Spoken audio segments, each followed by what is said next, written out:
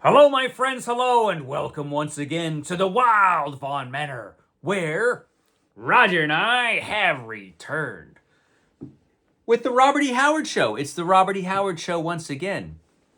And today is going to be a particularly exciting Robert E. Howard Show because we're talking about a brand new book that we got our grubby paws on. Yes, it's a book from the Robert E. Howard Foundation Press, and it's awesome. It's this book. This is The Adventures of Breckinridge Elkins, Volume 1.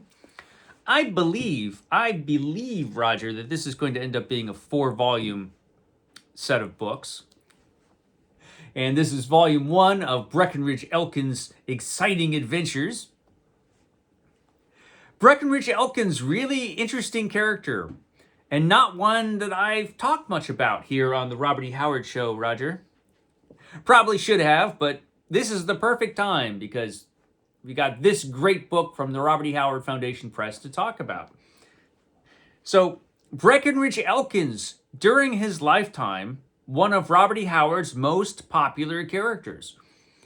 He sold a ton of these stories to Action Stories, I believe was the pulp that he sold these stories to. And there was a Breckenridge Elkins story in pretty much every issue of Action Stories because readers loved these stories of this hapless mountain man, Breckenridge Elkins, who was always getting himself into trouble. This bear here doesn't stand a chance. It's in real trouble. Great character, but completely different types of stories and a completely different character than you might expect if you only know Robert E. Howard from his fantasy stories and his sword and sorcery stories and his horror stories. This is some very different stuff. These are more in the tradition of tall tales, the kind of tall tales that you would find in Texas. They feature Breckenridge Elkins of Bear Creek, Nevada, mountain man, who was always getting himself into trouble. And these were more just extreme tall tales than they were traditional Western stories, although they were also Westerns. And very, like I said, very popular during Robert E. Howard's lifetime. They kind of kept him alive in a way because Action Stories actually paid him. As far as I know, they paid him on time, unlike Weird Tales, which, published most of his other stuff. But, we're not exactly timely as far as payment was concerned. They owed him a ton of money at the time of his death. And so he was moving away from fantasy and horror stories towards the end of his life and more into Western stories. And he was doing very well with the Breckenridge Elkins series. Young Breckenridge was always getting into some incredible hair-raising adventures. And these were extreme tall tales, and that the stuff that he was describing in these stories is just crazy. And they're pretty hilarious. Robert E. Howard had a great sense of humor, which a lot of us don't really think about that when we think of Robert E. Howard, because he is such a tragic figure in literature. He passed away, died by his own hand. He obviously suffered from depression, and a lot of his stories are pretty dark. But he was also a funny guy, and he had a great sense of humor. And you mostly saw that in these stories here, and also in his boxing tales as well. It was in those stories that his sense of humor really shone through. And these stories are genuinely funny, really entertaining stuff. It's true that when I was younger, reading Robert E. Howard, of course I was way into Conan and Solomon Kane and Bran McMorn and all those characters.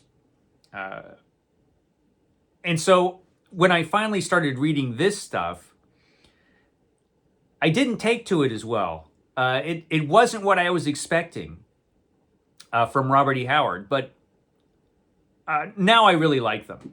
And I think this stuff is great. And I think that if you're interested in this writer, Robert E. Howard, and why wouldn't you be the greatest pulp writer of all time, Roger?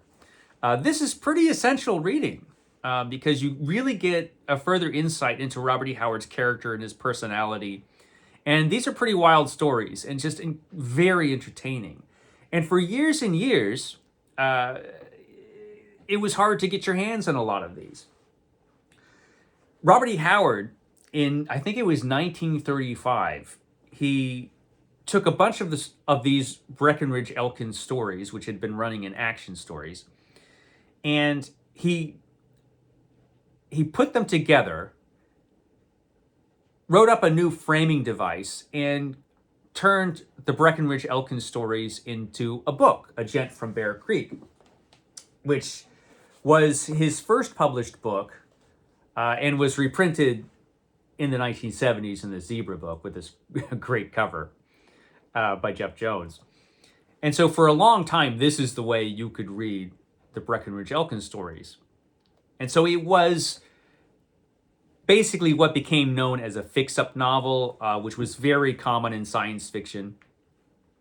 A lot of science fiction writers would string their science fiction stories that were published in the pulp magazines, put them together, and create a book out of them. And there were some very famous fix-up novels that were science fiction. Probably the most famous one I could think of would be The Martian Chronicles from Ray Bradbury, although City by Clifford D. Simak is also a fix-up novel. But this, A Gent from Bear Creek, was very much a fix-up novel, where Robert E. Howard took a bunch of these Breckenridge Elkins stories.